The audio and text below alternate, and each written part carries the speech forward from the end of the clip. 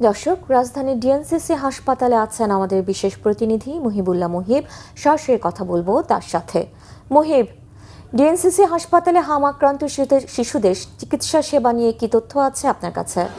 সাবরিনা, আসলে হাসপাতালে যে হাম আক্রান্ত রোগীদের সংখ্যা এবং এখানে যে মানুষের ভোগান্তি সেটি আসলে নিজ চোখে না দেখলে নয়। তবে ডিএনসিসির যে ডেডিকেটেড হাসপাতালটি রয়েছে হামের জন্য, সেখানে কিন্তু চিকিৎসা নিতে যারা আসছেন সেই রোগী এবং স্বজনদের মধ্যে বেশ সন্তোষ আমরা লক্ষ্য করছি। যদিও চিকিৎসকদের বিরামহীন চেষ্টার পরেও গত 24 ঘন্টায় এখানে একজন শিশুর মৃত্যু হয়েছে।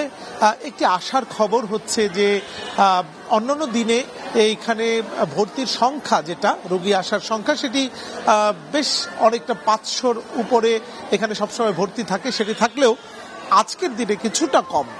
তবে প্রতিদিনই সুস্থ হয়ে মানুষ যেমন বাড়ি ফিরছে, একই সঙ্গে নতুন নতুন রোগী এখনো আসছে।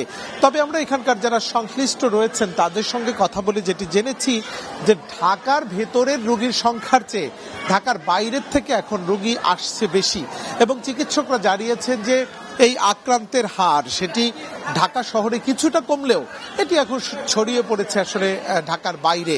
তবে হাম নিয়ন্ত্রণে যে সরকারের টিকা কার্যক্রম সেটি কিন্তু জোরদার করা হয়েছে, এবং এই টিকা দেওয়ার পরে বা টিকা গ্রহণের পরে এই 3 সপ্তাহ লেগে যায় ইমিউনিটি তৈরি হতে।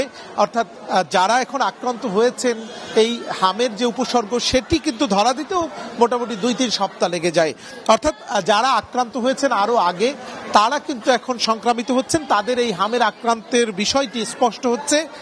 কিন্তু নতুন করে যারা টিকা নিচ্ছেন, সেই টিকা নেওয়ার পরে এই উপসর্গগুলো বা এই হামে আক্রান্ত হওয়া রোগীদের যে ইমিউনিটি সেটি কিন্তু কার্যকর হতে সময় লাগছে, যে কারণে কিন্তু এই হামে যারা আক্রান্ত হচ্ছেন তারা কিন্তু নতুন নতুন করে উপসর্গ দেখা দেওয়ার পরে তারা হাসপাতালে ছুটে আসছেন।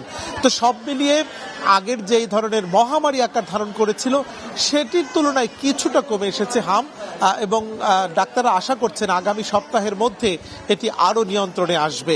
তো এখানে কিন্তু ধন্যবাদ।